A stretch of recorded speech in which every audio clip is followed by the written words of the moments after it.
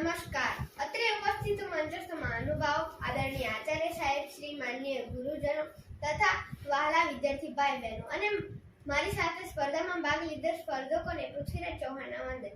હું આજે સ્વામી વિવેકાનંદ વિશે જે કંઈ બોલું તે આપ સૌ શાંતિથી સાંભળશો એવી મારી નમ્ર વિનંતી. સ્વામી વિવેકાનંદ કે જેમનું નામ નરેન્દ્રનાથ દત્તા, તેમનો જન્મ કોલકાતાના કાસ્થ કુટુંબમાં 12 જાન્યુઆરી 1863 ના રોજ થયો હતો. તેમના પિતાનું નામ વિશ્વનાથ દત્ત અને માતાનું નામ ભુવનેશ્વરી દેવી હતું.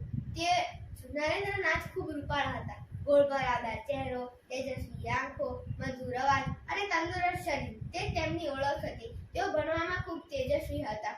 તેઓ એક જ વાર પુસ્તક વાંચે અને તેમને બધું જ યાદ રહી જતું હતું. તેઓ ખૂબ નીડર હતા. જ્યાં સુધી પોતે અનુભવ ન કરે ત્યાં સુધી કોઈ વાતને સાચી માનતા નહીં. તેઓ કહેતા कि जो भीतर की सुनता है वो संवर जाता है, जो भीतर की सुनता है वो संवर जाता है, और जो बाहर की सुनता है वो बिखर जाता है, और जो बाहर की सुनता है वो बिखर जाता है. સ્વામી વિવેકાનંદને એક જ ધૂન હતી, મારે ઈશ્વરને જોવા છે.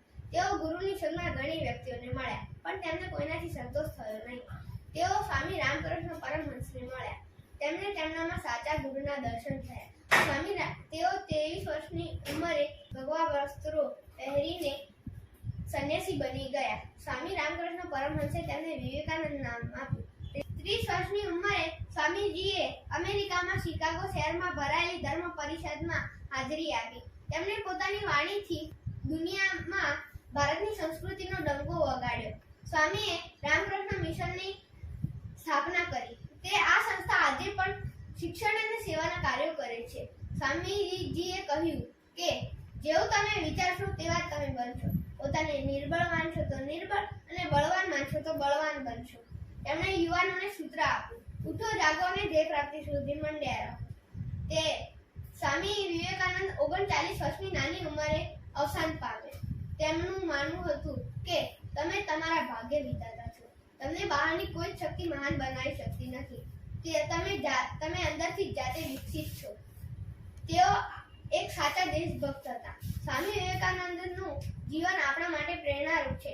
આપણે પણ આપણી સંસ્કૃતિને ઉજાગર કરી અને બીજાની માટે પ્રેરણારૂપ બની એવી આશા સાથે જય હિન્દ, જય ભારત. ભારત માતા કી જય.